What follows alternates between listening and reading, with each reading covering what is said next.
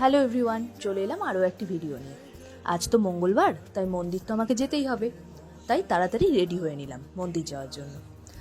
এবার রওনা দিয়ে দিলাম মন্দিরের পথে। গিয়ে প্রত্যেকবারের মতো আজকেও সামনের দোকান থেকে নিয়ে নিলাম লাড্ডু।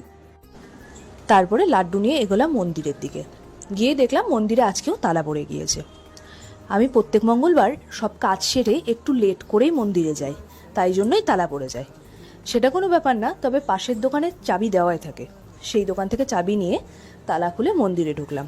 মন্দিরে ঢোকা মাত্রই দেখলাম মন্দিরের দরজা খোলা দেখে আরও 2-3 জন এসেছে পুজো দিতে।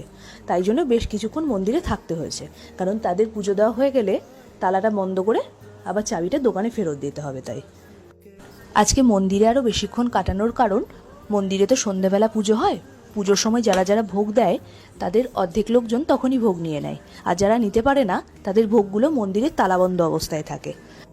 আর এত রাতে দরজা খোলা দেখে মন্দিরের ভেতরে যাদের ভোগ ছিল তারা ওখানে 2-3 জন লাইন দিয়েছিল ভোগগুলো নেবে বলে। তাদেরকে তাদের ভোগগুলো দিয়ে দিলাম। এরপরে পুজো সেরে সমস্ত কাজ করে নিয়ে তারপরে আমি তালা বন্ধ করে আবার বাড়ির পথে রওনা হলাম। বাড়ির দিকে যেতেই রাস্তায় দেখা হলো এক বহু পুরনো বন্ধুর সাথে। তার সাথে কথা বলতে বলতে বাড়িও পৌঁছে গেলাম। আজকের ভিডিও এই পর্যন্তই। অনেক রাত হয়েছে, তাই সকলকে গুড নাইট। সবাই ভালো থেকো, সুস্থ থেকো। দেখা হবে আবার নতুন কোনো একটা ভিডিওতে।